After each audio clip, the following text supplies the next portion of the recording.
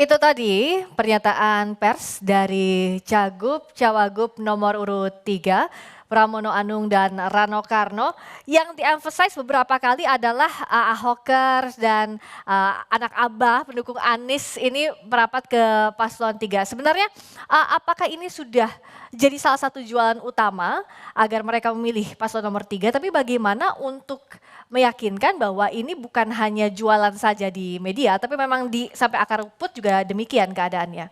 Ya, yang pertama memang tidak ada paksaan atau dorongan untuk itu semua, untuk mendukung salah satu, untuk anak Abah maupun apapun itu. Tapi yang jelas Pak Anies sudah memberikan sinyalnya melalui medsos dengan menerima Pak Pram dan Bang Dul di rumahnya, dan akhirnya kita lihat sendiri banyak sekali akhirnya tanggapan-tanggapan positif yang menyambut itu semua. Karena memang Mas Anies perlu menjawab itu semua.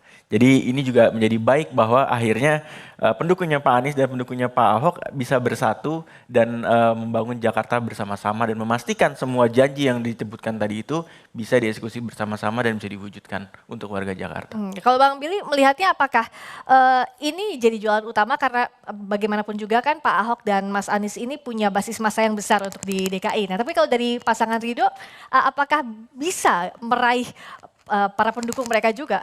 Sebenarnya cukup menarik untuk melihat fenomena ini ya, karena mungkin teman-teman dari partai koalisi kami, khususnya teman-teman dari PKS, bisa memberikan jawaban yang sangat komprehensif.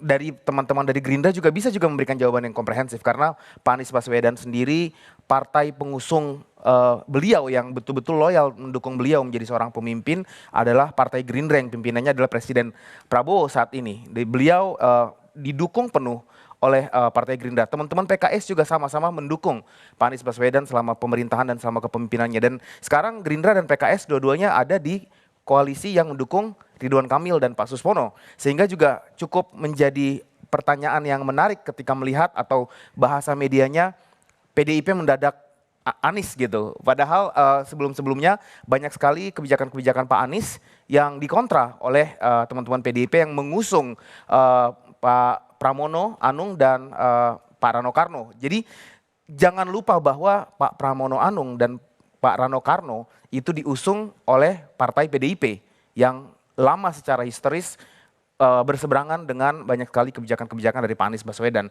Sebaliknya Pak Prabowo yang merupakan pemilik dan pendiri Partai Gerindra itu betul-betul menyokong pemerintahan Pak Anies. Jadi kami melihat bahwa merupakan sebuah demokrasi yang baik ketika tokoh-tokoh saling mendukung satu sama lain, tokoh-tokoh saling bersilaturahmi, tidak ada yang spesial sebenarnya. Oke, kalau Mas Alma, di saat calon lainnya meraih simpati dari para tokoh dengan basis massa yang cukup besar di DKI, bagaimana dengan pasangan Anda? Ya, jadi Kak, ini anak Abah di sini nih. Ini saya anak Abah salah satunya. Tuh di situ banyak tuh anak Abah tuh, anak Abah Anies. Tepuk tangan dulu dong yang di sana. Ya, tuh.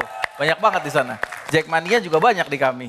Ya, Ahoker juga banyak di kami. Tapi kan kita nggak perlu blow up kayak gitu-gitu Kak. Karena kami bukan menyasar kelompok Kak. Yang kami minta restunya, yang kami minta ridonya adalah, ya restu adalah warga Jakartanya Kak.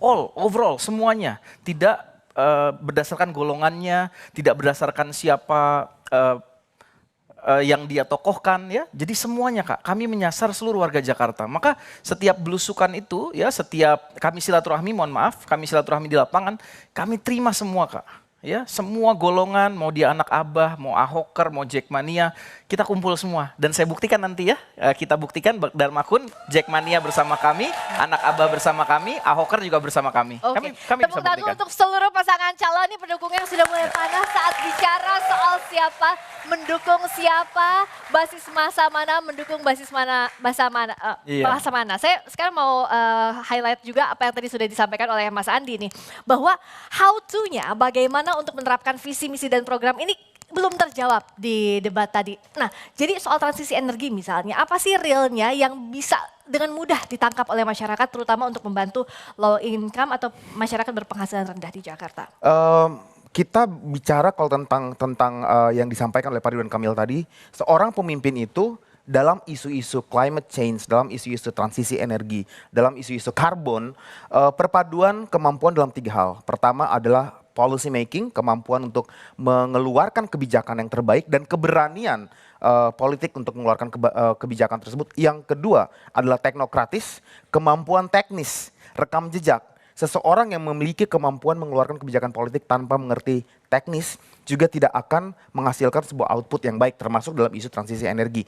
Dan yang ketiga adalah masalah komunikasi dan inklusivitas.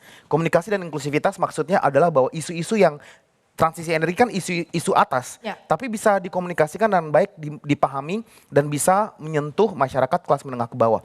Semua itu sebenarnya sudah disampaikan oleh Bang Ridwan Kamil. Kita mungkin bisa berkomentar setelah debat, ya, tapi kita perlu tahu bahwa dalam keterbatasan waktu 2 menit, seorang Ridwan Kamil mampu menyentuh aspek policy dan politik, teknokratis dan komunikasi yang cukup baik. Saya kasih contoh ketika beliau menjelaskan tentang circular economics. Kebetulan tadi disampaikan tentang circular economics, bagaimana merubah sampah yang tidak memiliki nilai ekonomis menjadi memiliki nilai ekonomis dan menyentuh langsung masyarakat. Masyarakat dilibatkan partisipasinya dalam pengumpulan sampah di hulu, menghindari agar tidak lari ke TPA dan menghasilkan uang buat mereka. Tiga-tiganya lengkap di situ. Baik. Disampaikan oleh Bang Ridwan Kamil. Kalau tadi. dari, boleh tepuk tangan dulu silakan.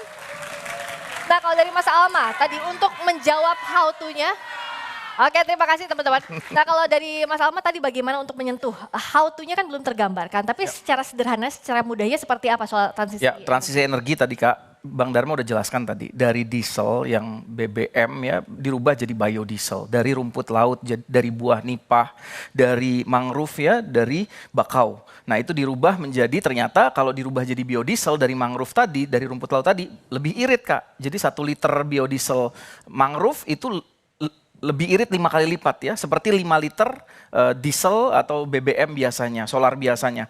Dan kayak tadi lagi transisi energi tadi pengurangan emisi. Kita mengurangi lampu merah, titik macet kita kurangi sehingga ada overpass, ada underpass sehingga titik macet hilang ya dalam waktu 7 hari. Baik, terima kasih.